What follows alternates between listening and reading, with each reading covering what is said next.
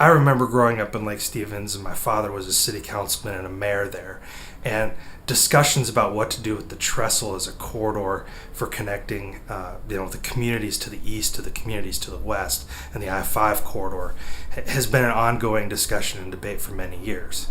Lake Stevens, Monroe, Arlington, Snohomish are all examples of communities that have been more affordable and more attainable home ownership areas. And so you've seen a lot of population growth in those communities, and you've seen a fair amount of commercial growth to try to keep up with that. But as far as job creation goes, while they have connections back to the I-5 corridor, they're not necessarily great connections at this point. And so the limitation that creates is that it's harder to move kind of the goods and supplies back and forth. And so when you've got a trestle like the Highway 2 trestle that's bottlenecked so considerably in the morning hour and the evening hour, when you're trying to move some of those goods, getting your supplies in and moving finished product out, that creates a significant challenge for companies. So whether that's have the people with the right skills be able to get to those employers,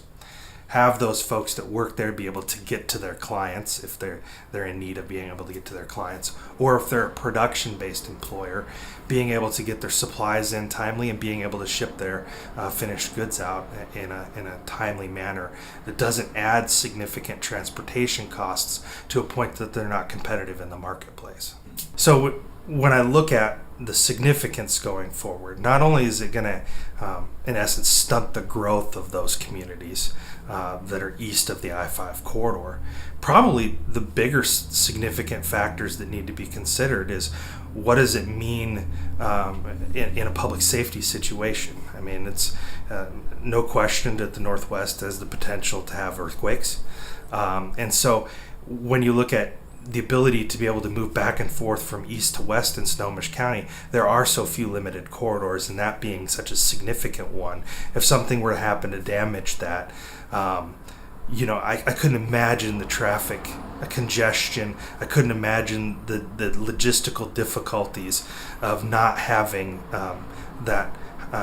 US 2 trestle available to be able to move people and things. I mean, that should raise its significance dramatically.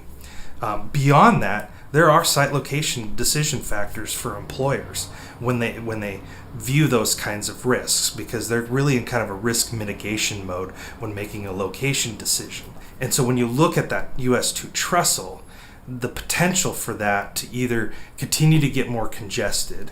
or for some sort of a natural disaster to knock it out of commission, that's a substantial risk for a business that might need to have that connectivity from a transportation perspective.